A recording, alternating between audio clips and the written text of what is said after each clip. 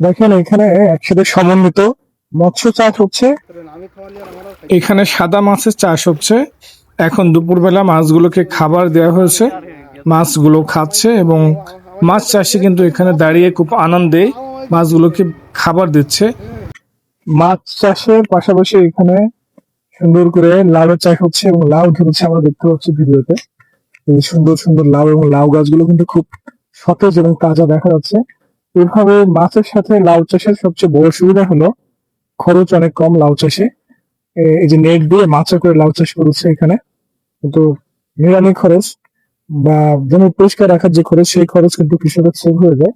কাজেই এই মাছের সাথে ঘেরের মধ্যে একসাথে এই চাষটা কিন্তু কৃষকের জন্য লাভজনক।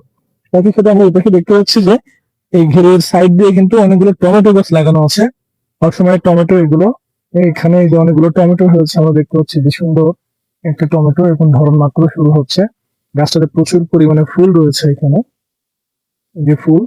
এই টমেটো গুলো কিন্তু অসময় টমেটো এবং এগুলো অনেক দাম। তো এইভাবে মাছ চাষের সাথে সাথে লাউ চাষ, টমেটো চাষ, এগুলো কিন্তু আমাদের এই পাথরঘাটা এলাকার মাছ চাষীদের প্রচুর পরিমাণে আসলে সুফল বয়ে নিয়ে আসে। এটা সুন্দর একটা টমেটো আমরা দেখতে পাচ্ছি এখানে, এই টমেটো গুলো হচ্ছে।